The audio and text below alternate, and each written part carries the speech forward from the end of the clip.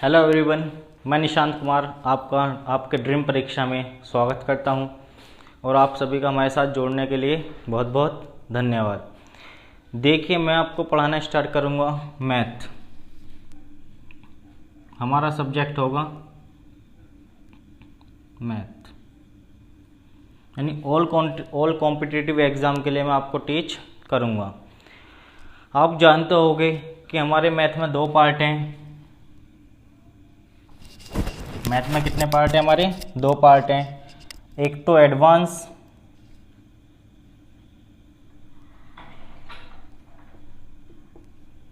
और एक arithmetic.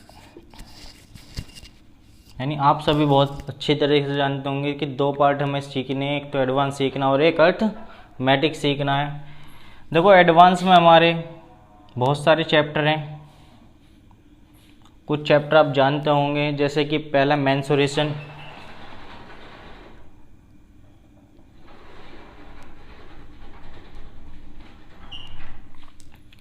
Trigonometry यानी त्रिकोणमिति,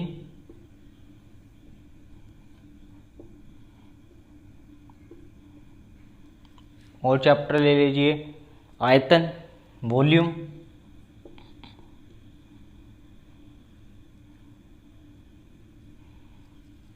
एडवांस।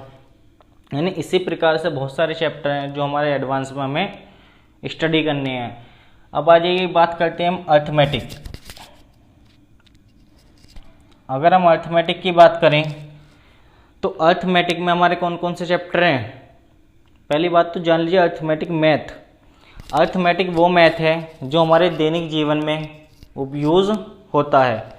दैनिक जीवन में किस प्रकार से यूज होता है? देखिए, दैनिक जीवन में इस प्रकार से हम यूज करते हैं। आपने देखा होगा कि आदमी सबसे पहले क्या चीज़ चाहता है? पैसा, क्योंकि वो सबने घर गृहस्थी चलानी है, तो सबसे ज़्यादा उसकी नीड किसकी है? पैसे की। तो पैसा कमाने के लिए वो सबसे पहले क्या करेगा? व्यापार।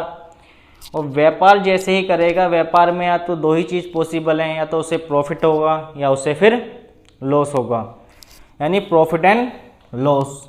तो आपने देखा एक चैप्टर हमारे दैनिक जीवन से बना, लाभ या हानि।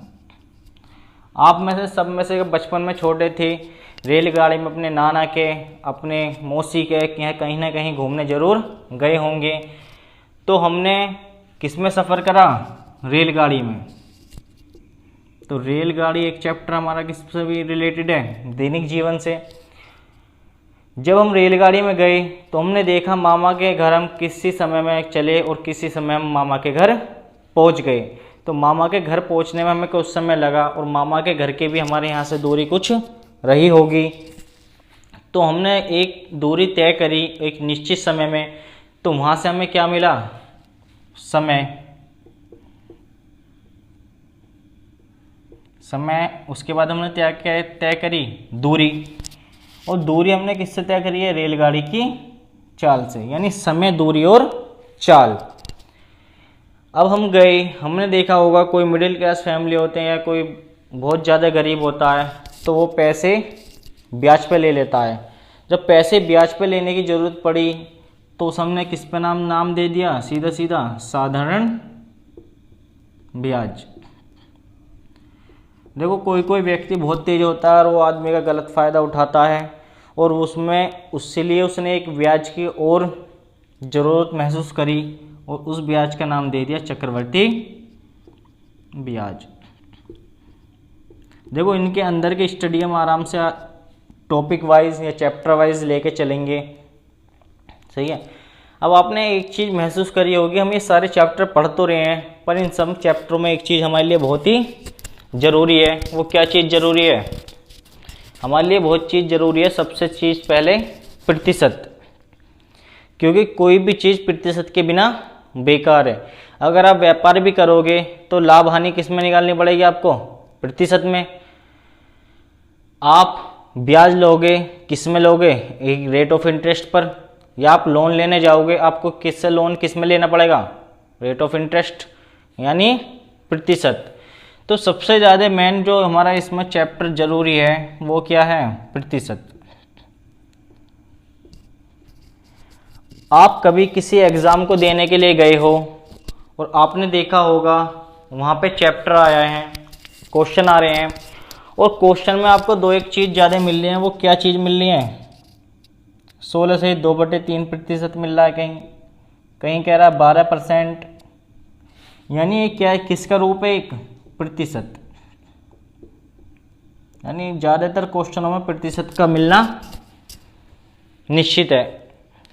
प्रतिशत के बाद एक चीज़ और मिलेगी क्वेश्चन में, जैसे कि आपको देगा 6/7 या 9/11। इस चीज़ को क्या बोलेंगे हम? भिन्न। ये किसका रूप है? एक भिन्न का। यानी सबसे पहले अर्थमेटिक सीखने के लिए हमें दो चीज़ें सीखनी बहुत ही ज़रूरी हैं, एक तो प्रतिशत और एक भिन्न। देखो ये चीज़ें हम बचपन से सीखते आ रहे हैं, पर अब तक हम इन चीज़ों को सही से सीख नहीं पाए हैं। तो इन चीज़ों को सीखना हमारे लिए बहुत ही ज़्यादा ज़रूरी है। बहुत ही ज़्यादा ज़रूरी इसलिए है क्योंकि अगर हमें क्वेश्चनों को शॉर्ट तरीके से करना है या बहुत ही कम समय में करना है तो हमें प्रतिशत के बारे में ज्ञान होना बहुत ही ज़्यादा ज़रूरी है, या हमारे लिए भिन्न का मान, भिन्न की जानकारी होना बहुत ही ज़रूरी है। भिन्न में भी अब देखो दो पार्ट हैं, तो भिन्न बनी कैसे? जब अंश के नीचे कोई हर आया तो हमारे हमने उसे नाम क्या दे दिया? भिन्न या फ्रैक्शन। अगर हम कोई डिजिट ऐसी लिख दे सिंगल 6, 5, 4, क्या ये भिन्न है? कभी नहीं होंगी। जब तक इनके बट्टे में कोई भी डिजिट ना लिखी जाए या अंश के नीचे कोई भी हर ना लगाया जाए। तो सबसे पहला चैप्टर हम बिल्कुल बेसिक से स्टार्ट करेंगे, वो चैप्टर है हमारा प्रतिशत। सही है, तो हम जानते हैं सबसे प्रतिशत के बारे में।